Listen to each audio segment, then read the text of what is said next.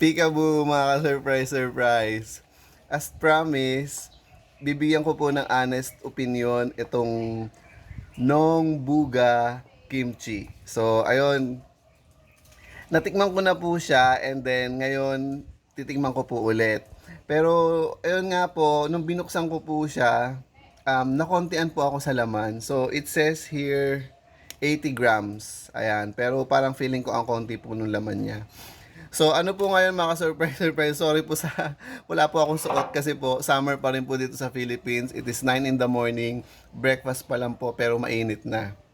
So ito na po yun. So natikman ko na po siya kahapon mga ka-surprise nung Buga Kimchi and staples na po ito sa mga supermarket, especially sa SM Supermarket. So ito po, breakfast po tayo. Ito po yung masarap po ang kimchi sa grilled. So ito po grilled chicken po siya. Pero dito lang po tayo sa kimchi.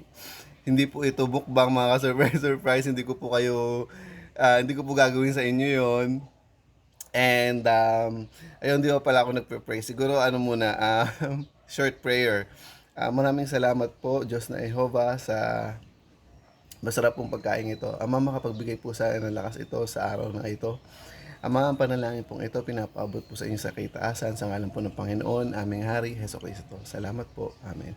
So, ito na po yung mga surprise. Ito po yung kimchi. Ayan.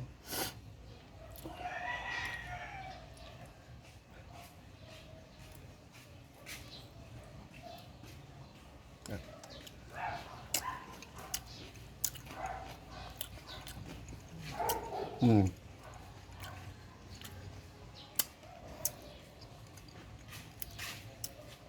Okay. Honest opinion. Hindi po ako expert sa mga kimchi. Hindi po ako expert sa pagkain. Ibibigay ko lang po kung ano po yung honest opinion ko. So, ayun nga po, nalasahan ko po mga ka-surprise. Hindi po siya maalat pero lasa po siyang fish sauce. Alam po natin ang mga kimchi, may fish sauce siya. So, yun po yung malasa sa kanya, lasang fish sauce. Hindi naman to the point na isip mo, sana nag-fish sauce na lang ako. Wala namang ganun. Lasang fresh naman yung kimchi, ganun.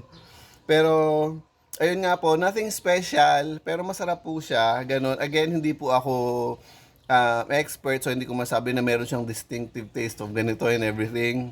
Pero masarap po siya. Will I buy this again? Hindi na po. Kasi para bang for 80 grams, ewan ko kung talagang 80 grams nga. Sabi nila 80 grams, pero nung binuksan ko siya ang konti-konti ng laman niya,